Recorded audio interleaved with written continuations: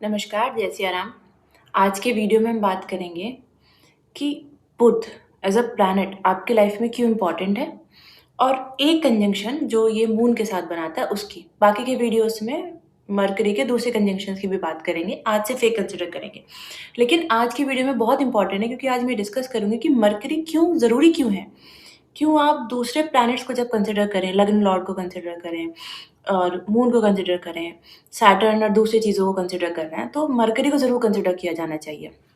देखिए, हम सबको बहुत डराया जाता है सैटर्न से, राहु केतु से, सैटर्न की खराब प्लेसमेंट से, सैटर्न के हमारी लिविंग सिग्निफिकेंस के पे जो अफ़ेक्ट करेगा उससे और बाकी सैटर्न की प्लेसमेंट से, बाकी 6th हाउस से, 8th हाउस से, 12th हाउस के, इन सब की दशा, इनमें कौन से प्लैनेट बैठे हैं, सबसे। लेकिन बहुत कुछ इम्पोर्टेंट प्लैनेट्स हैं जिनको ना हम बात करते समय मिस कर देते हैं, जो ज़रूरी है समझना। उसमें से 3 प्लैनेट बहुत ज़रूरी हैं और उनमें से एक आता है मरकरी। 3 कौन से प्लैनेट हैं? एक है आपका लग्न लॉर्ड। लग्न लॉर्ड इसलिए क्योंकि जीवन में कुछ भी घटित होगा, अच्छा बुरा, कहीं भी होगा, फिज़िकल लेवल पे, मेंटल लेवल पे, इमोशनल लेवल पे, वो सब कुछ लग्न के साथ हो रहा है, वो आपके लग्न लॉर्ड के साथ हो रहा है, वो स्वयं है आप। आपका स्वयं का व्यक्तित्व है लग्न लॉर्ड। तो अच्छा हो रहा है, बुरा हो रहा है, किसी भी प्लेन पे हो रहा है, फिज़िकल, इमोशनल, सब लग्न के साथ हो रहा है। तो जब लग्न लॉर्ड अफ़्लिक्टेड है, बहुत ही खराब कंडीशन में है, बहुत ही ज़्यादा अफ़्लिक्शन में है, तब व्यक्ति को सेल्फ हार्मिंग थॉट्स आते हैं। तब व्यक्ति हो सकता है अपनी आइडेंटिटी एज़ अ रिलीजन में चेंज कर ले या एज़ अ जेंडर में चेंज कर ले। वो लग्न अफ़्लिक्शन के साथ आएगा। दूसरे प्लैनेट आप कंसिडर करोगे लेकिन लग्न को कंसिडर करोगे। फिर दूसरा प्लैनेट जो 2 बाकी और प्लैनेट हैं, एक आपका लग्न लॉर्ड, दूसरा मून और तीसरा है मरकरी। और मैं समझाऊँगी कि मरकरी क्यों आपको हमेशा देखना चाहिए। क्योंकि astrology let's not take it in a very like old way, fixed नहीं है, रिजिड नहीं है एस्ट्रोलॉजी। अगर रिजिड होती तो इतनी बुक्स हैं इस पे अवेलेबल सारे कंजंक्शंस के ऊपर और सारे प्लेसमेंट्स के ऊपर कि कोई भी व्यक्ति को कभी किसी एस्ट्रोलॉजर को कंसल्ट करने की ज़रूरत ही नहीं होती। बहुत डायनामिक है ये, हर व्यक्ति के लिए वो कंजंक्शन अलग तरीके से काम कर रहा है और वो कुछ भी हो सकता है आपकी लाइफ में। तो अब दूसरा प्लैनेट है आपका मून। मून क्यों? क्योंकि कोई भी घटना 2 जगह घटित होती है, एक फिज़िकल लेवल पे और दूसरी इमोशनल लेवल पे। हो सकता है किसी को बहुत बड़ा लॉस हो जाए, लेकिन उसे मेंटली फ़र्क ही नहीं पड़ता क्योंकि या तो वो इतना स्ट्रॉन्ग है कि जो लॉस हुआ है उसको रिकवर कर लेगा या उसने इतना मल्टीपल टाइम्स को फेस कर लिया कि अब उसको फ़र्क पड़ना बंद हो गया है। उसके मेंटल लेवल पे घटित नहीं हो रही है वो सिर्फ़ फ़िज़िकल लेवल पे हो रही है। मेरी फ़ेवरेट लाइन कि pain is inevitable, suffering is optional. तो व्यक्ति के जीवन में मुसीबतें आ रही हैं, लेकिन वो उससे मेंटल लेवल पे सफ़र नहीं कर रहा। That is moon, that is strong moon. और इसीलिए आपके इमोशंस, हम कुछ भी काम करते हैं, वो इमोशनल सैटिस्फैक्शन के लिए ही कर रहे हैं। हम प्यार कर रहे हैं, हम जॉब में अचीव कर रहे हैं, हम पढ़ाई में अचीव कर रहे हैं, हम अपने पेरेंट्स के लिए कुछ कर रहे हैं, हम अपने पार्टनर के लिए कुछ कर रहे हैं, हम अपने बच्चों के लिए कुछ कर रहे हैं। अगर कोई बीमार है तो अच्छे या बुरे, हम इमोशंस ही एक्सपीरियंस करने आए हैं इस अर्थ प्लेन पे। हमारी सोल वो ह्यूमन लाइफ के इमोशंस एक्सपीरियंस करने आती है। तो जो भी घटित है, घटना हो रही है, वो 2 जगह हो रही है, फिज़िकल में हो रही है तब हमारे मेंटल लेवल पे हो रही है। हमको क्या कहते हैं, बुरा लग रहा है। और मैंने एक बात बोल दी कि फिज़िकल पे हो रही है तब मेंटल लेवल पे हो रही है, लेकिन होता ऐसे है कि आप जो सोचेंगे, जो आपके विचार हैं, फिर वही आपकी सराउंडिंग बनाते हैं, तो वैसे फिज़िकल लेवल पे भी होने लगता है। लूप है ये। आपके इमोशंस आपकी सराउंडिंग डिफाइन करने लगते हैं एक समय के बाद और आपकी सराउंडिंग आपके इमोशंस को डिफाइन करती है। Give and take both. इसलिए मून भी बहुत इम्पोर्टेंट है और ज़रूर से ज़रूर मून की रेमेडी हमेशा की जानी चाहिए। अब मरकरी, मैंने क्यों कहा मरकरी की बात, क्यों ऐसे कही? देखिए, जुपिटर जो है वो विज़डम है। वो वो ज्ञान है जो शायद एक समय के बाद डेवलप हो गया व्यक्ति को, जो ज्ञान हो जाता है। किसी भी, जैसे हमारे जो बुज़ुर्ग हैं, उनका जो एक्सपीरियंस है, लाइफ़ के एक्सपीरियंसेस से जो ज्ञान आ गया, वो जुपिटर है। लेकिन उनके सोचने-समझने की, डिसीज़न लेने की, कैलकुलेशन की, मेमोरी, ये सब जो पावर्स हैं, जो जिनको कैलकुलेट किया जा सकता है, ज्ञान को आप मेज़र नहीं कर सकते, ज्ञान को आप एक्सपीरियंस कर सकते हैं, बैठ सकते हैं किसी के साथ तर्क-वितर्क में और उसके बाद वो फ्लो हो सकता है। लेकिन आपकी अपनी बुद्धि का जो इस्तेमाल है, वो डेली लाइफ़ में करता है। एक स्टूडेंट है तो वो स्कूल जाता है या कॉलेज जा रहा है, वो उसको सब्जेक्ट भी पढ़ना है, याद भी करना है, कैलकुलेशंस भी करनी है।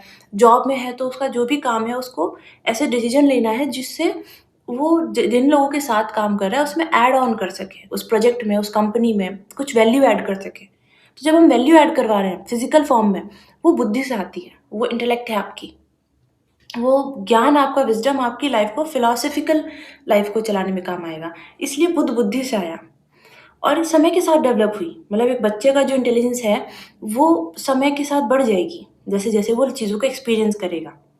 वैसे एक बहुत अच्छी लाइन है जो आपने हम सब ने सुनी है, वो है कि जब नाश मनुष्य मनुष्य पर छाता है पहले विवेक मर जाता है। मतलब कि सबसे, अगर आपकी लाइफ में समय खराब आएगा तो सबसे पहले आपकी बुद्धि काम करना बंद करेगी। आपका जो विवेक है, ज्ञान, सोचने समझने की, जो डिसीजन लेने की एबिलिटीज़ हैं, वो कुछ तो इल्यूजन में आ जाएंगी, कुछ इक्लिप्स हो जाएगा उन पे। और आप खुद नहीं भरोसा कर पाएंगे जो फैसले आप आज तक ले रहे थे, या आप किसी ऐसे इंसान को जानते हैं जो आज तक सही डिसीजन लेता आया, under some circumstances for whatever reason वो कुछ ऐसे फैसले ले लेते हैं जिनको वो खुद रिग्रेट करेंगे या आप खुद रिग्रेट करेंगे, और आपको भरोसा ही नहीं होगा कि ऐसे इंसान ने कैसे ये फैसला ले लिया, ये तो बहुत समझदार है। वो कहाँ से आता है? क्योंकि देखिए प्लैनेट की दशा बदली, अंदर दशा बदली, ट्रांजिट में कुछ आया, तो प्लैनेट थोड़ी ना खुद आके आपको बोलेंगे या आपके फेवर, आपके हिस्से का जाके काम करेंगे। नहीं, आप खुद करेंगे। वो प्लैनेट ऐसी कंडीशन बनाएँगे कि आपके जो डिसीज़न लेने की एबिलिटीज़ हैं, जो इमोशंस हैं, वो ऐसे गवर्न होने लगेंगे कि आप खुद वो फ़ैसला लेंगे। वो जॉब छोड़ने का है, वो किसी से शादी करने का है, वो कहीं जाने का है, वो किसी, मतलब आउट ऑफ प्राइड आप कोई फ़ैसला कर रहे हैं, प्रेशर में कोई फ़ैसला कर रहे हैं या नेसेसिटी में कर रहे हैं, इग्नोरेंस में कर रहे हैं, किसी भी तरीके से वो फ़ैसला आप ही कर रहे हैं। और भले ही आप कितने समझदार रहे हैं अभी तक, वो सर्कमस्टेंस ऐसी बनती है कि आप वो गलत या सही जो भी कहेंगे वो फ़ैसला ले लेते हैं। तो सबसे पहले हमारा decision making abilities, mercury impact होता है। इसलिए बुद्ध ज़रूरी है, उसको समझना ज़रूरी है। एक व्यक्ति जो इवन माइंडेड है, उसको फ़र्क नहीं, उसके इमोशंस उसकी डिसीज़न मेकिंग एबिलिटीज़ को हैम्पर नहीं कर रहे हैं। Moon emotions, mercury decision making process, आप कहें एबिलिटीज़, प्योर नहीं कह सकती मैं, लेकिन एक समझ जो है, आप जिस बातों को कंसिडर करके फ़ैसला कर रहे हैं वो। क्योंकि जब भी हम कोई फ़ैसला करते हैं वो बहुत सारी चीज़ों को कंसिडर करके करते हैं, तब हम किसी कंक्लूजन पे पहुँचते हैं।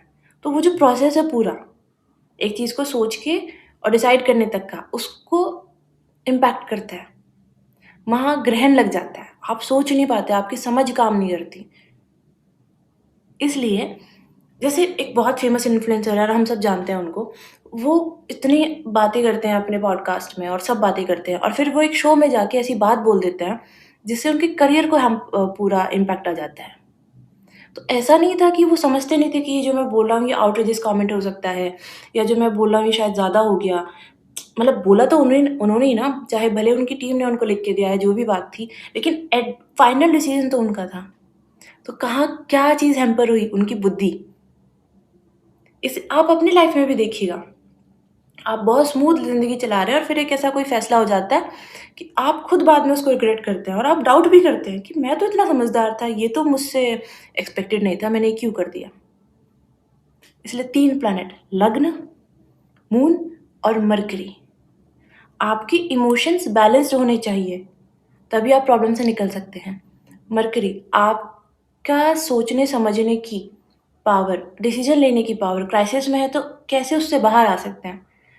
आपके पास पैसे नहीं है, समझिए आज किसी को बिज़नेस में लॉस हुआ है और वो पैसे नहीं कमा पा रहा, तो ये कहाँ से आया? इमोशनल बैगेज तो है, लेकिन उसके दिमाग ने काम करना बंद कर दिया। अब वो लूप में पड़ गया। वो जो फैसले लेकर कुछ काम शुरू कर सकता है, कुछ जॉब कर सकता है, कुछ लोगों को अप्रोच कर सकता है, ये वो आइडियाज़ ही उसके दिमाग में नहीं आ रहे। वो जो आइडियाज़ उसको पैसा बना के देंगे, वीनस तक का रास्ता मरकरी से होके आया, वो मरकरी ही इम्पैक्ट हो गया अब, तो वीनस तक कैसे जाएगा? इसलिए बुध की प्लेसमेंट, बुध की दशा, अंतर्दशा कहाँ कंजंक्शन में है, आपके चार्ट में, स्पेसिफिकली आपके चार्ट में मरकरी क्या इम्पैक्ट डाल रहा है, बहुत ज़रूरी है। आज मैंने जो कंजंक्शन को कंसिडर किया है वो मरकरी विद मून, क्योंकि ये थोड़ा ज़रूरी है समझना। हम जैसे मैंने आज बात की, क्योंकि मैंने मून की बात की है तो इसीलिए मैं इसको समझा रही हूँ। इमोशंस के साथ लॉजिक है। ये व्यक्ति एक ऐसे इन्फिनाइट लूप में फँसा हुआ है, उससे बाहर ही नहीं आ पा रहा है। ये सोचता है, इमोशन से सोचता है, फिर उसका लॉजिक देता है, और क्योंकि लॉजिक से इमोशंस शांत नहीं होते तो कुछ समय के लिए तो ये उसको उस लूप को रोक देता है, लेकिन इमोशन फिर दूसरी तरीके से बाहर आता है। अब ये नया लॉजिक ढूँढता है और ये चल रहा है। इमोशन आता है, लॉजिक, इमोशन आता है, लॉजिक। फिर अपने ही फैसले को ये जो पास्ट में इसने शायद 10 साल पहले लिया होगा, उसको रोज़ बैठ के गलत सही का हिसाब लगा रहा है, आज तक भी, कि वो फैसला मैंने तब लिया था और उसकी वजह से आज मुझे कितना प्रॉफ़िट है और कितना लॉस है। ये आज भी उस ओवरथिंकिंग के लूप में है, और अगर लाइफ़ में सब कुछ भी सही है, तभी भी कुछ ना कुछ ढूँढ लेगा, जिसके लिए इसको चिंता करनी है। ये इतना डेंजरस लूप है। मतलब लाल किताब में इसको सीढ़ियों वाला कुआँ कहा गया है, कि एक कुआँ है जिसमें सीढ़ियाँ, मतलब आप जाएँगे उतर के धीरे-धीरे, स्टेप बाय स्टेप। वो धीरे-धीरे क्या है? Logic, mercury. कुआँ मून के इमोशंस को रिप्रेज़ेंट करा, और मरकरी आ गया सीढ़ियाँ। आप धीरे-धीरे एक लॉजिक के बाद दूसरा, दूसरे के बाद तीसरा।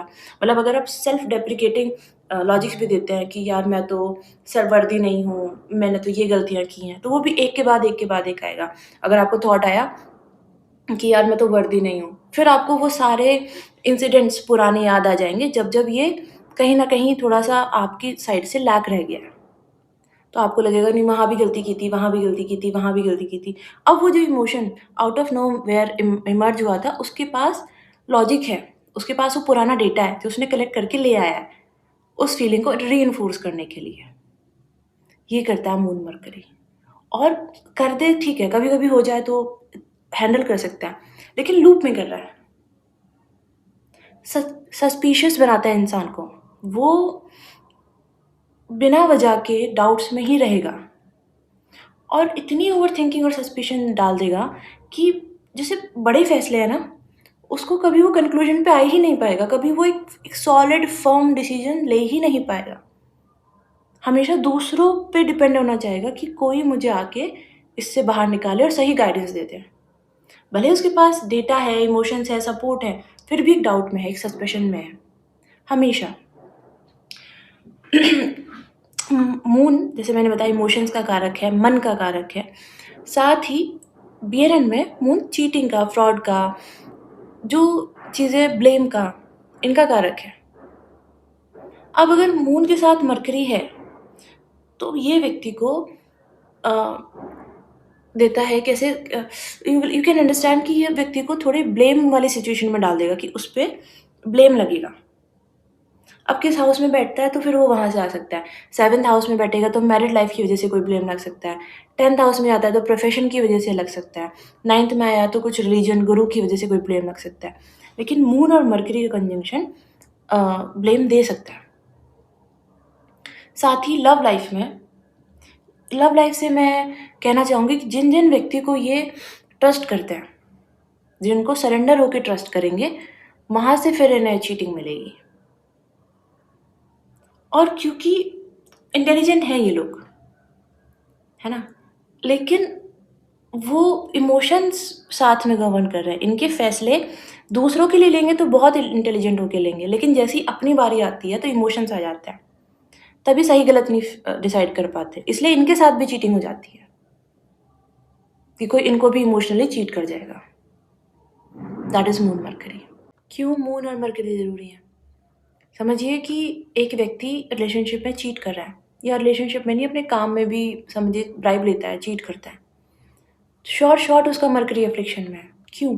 क्योंकि वो उस एक्साइटमेंट के लिए, उस नए प्लेज़र के लिए, उस मरकरी बच्चे के जैसा है, उसको सही गलत की समझ नहीं है। उसको सिर्फ़ अपनी एक्साइटमेंट से मतलब है और अपनी डिज़ायर पूरी होने से मतलब है। एक छोटा बच्चा है, उसको खिलौना चाहिए। उसको अभी नहीं समझ आता कि उसके पेरेंट्स इतना अर्न करते हैं कि नहीं करते, या वो बार-बार खिलौना तोड़ सकता है, तो उसको नहीं पता कि तोड़ सकते हैं कि नहीं तोड़ सकते, ये गलत है। ऐसे ही जो व्यक्ति चीट कर रहा है किसी भी तरीके से, या उसके साथ चीट हो रहा है, मरकरी अफ़्लिक्शन में है। अगर मून भी साथ में अफ़्लिक्शन में है, तो उसने अपने प्लेज़र के लिए चीट किया है। क्योंकि मून क्या है? इमोशन। वो एक सर्टेन लेवल की एक्साइटमेंट, एक सर्टेन लेवल का प्लेज़र सीक कर रहा है वो। अगर वो ब्राइब ले रहा है, तो वो जो पैसे आएँगे उससे वो कुछ चीज़ें लेगा अपने लिए। अगर ज़रूरत में भी कर रहा है, तो कोई कंडीशन है उसके घर में या कोई ज़रूरत है उसकी, उस इमोशनल लेवल की सैटिस्फैक्शन को पूरा करने के लिए ब्राइब ली जा रही है।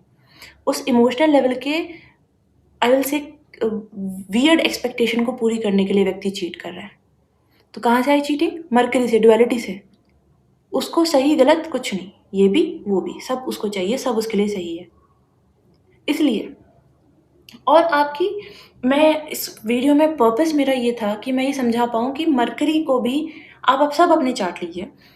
आप देखिए मरकरी कहाँ प्लेस है और साथ में ये देखिए कि किन प्लैनेट का एस्पेक्ट उस पे आता है। जितने अच्छे बेनिफिक प्लैनेट्स का एस्पेक्ट आता है, जितने अच्छे प्लैनेट्स के साथ वो कंजंक्शन में है, जहाँ अच्छी पोज़ीशन में है, वो उतना कम अफ़्लिक्टेड है। इसलिए जब आपके पास ट्रबलसम सिचुएशन आएगी, क्राइसिस आएगा, तो आपके पास या तो हेल्प आ जाएगी, कोई आपको गाइडेंस दे देगा, कोई आइडिया आ जाएगा, या आप हमेशा वो जो सिचुएशन है क्राइसिस वाली, किसी की हेल्प से, गाइडेंस से, कोई बातचीत करके, किसी को कॉल करके और वो आपसे कुछ बता देता है थोड़ी देर में और आपको समझ आ जाता है कि मैं ये भी कर सकता हूँ, आप उससे बाहर आ जाएँगे। जितना मरकरी अच्छा होगा, उतना आप दूसरों को चीट करने का नहीं सोचेंगे। सही गलत आपको समझ आएगा। और वो जो प्लैनेट की दशा अंतर्दशा भी बनेगी, तो हो सकता है कुछ समय के लिए आप ऐसे फैसले लें, कुछ ऐसी बातें बोल दें, क्योंकि मरकरी आपकी स्पीच में भी आ गया। जो मून आपकी स्पीच होगी, जो टोन आप बात करते हैं, जिसके मून का प्रभाव है उसकी वाणी में, वो बहुत शांति से, प्यार से बात करेगा। लेकिन जिसका मरकरी का प्रभाव है, वो बहुत उसकी कम्युनिकेशन स्किल्स अच्छी होंगी। अब मरकरी ही अफ़्लिक्शन में है, तो व्यक्ति क्या बोलेगा किसी से फिर? क्या बात करेगा? उसकी आज अगर मैं आपसे कैमरे पे बात नहीं कर पा रही, तो आप मुझे नहीं जान पाएँगे कि मैं क्या सोचती हूँ, क्या मेरे पास नॉलेज है, मैं उसको शेयर ही नहीं कर सकती। मरकरी की बात है कि मैं अपनी बातों को एक स्ट्रक्चर्ड वे में रख पाऊँ, जिसका जितना मरकरी उसकी वाणी को प्रभावित करता है अच्छे तौर पे, उतना वो व्यक्ति अच्छा कर सकता है अपनी वाणी से। कम्युनिकेशन स्किल्स अच्छी होगी उसकी। स्किलफुल, ह्यूमर, जो स्टैंड अप कॉमेडी करते हैं, वो लोग उनके पास एक स्किल है ये। जो लोग स्पीचेज़ देते हैं, स्किल है, मोटिवेशनल स्पीकर हैं, स्किल है। जो अपनी वाणी का प्रयोग करके किसी को कन्विंस कर सकते हैं या पैसे कमा सकते हैं, वो मरकरी का इम्पैक्ट है और ये स्किल है। लेकिन अलाइन नहीं है, समझिए। जो मैं सोचती हूँ, मैं बोल नहीं पाती। मरकरी अफ़्लिक्शन में है। मैं खराब सोचती हूँ और खराब बोलती हूँ, मरकरी अफ़्लिक्शन में है। क्योंकि सोचना, समझ, डिसीज़न मरकरी से आया। और अगर मैं मुझे यही नहीं पता है किस जगह क्या बात करनी है, तो वो एक दिन मुझे मेरी जॉब में भी प्रॉब्लम करेगा, मेरी पर्सनल लाइफ़ में भी प्रॉब्लम करेगा। इसलिए आपकी बुद्धि सही होनी चाहिए डिसीज़न लेने के लिए। मरकरी आपका अच्छी प्लेसमेंट में होना चाहिए, कम से कम अफ़्लिक्टेड हो, कम से कम। मिलते हैं नेक्स्ट वीडियो में। नमस्कार।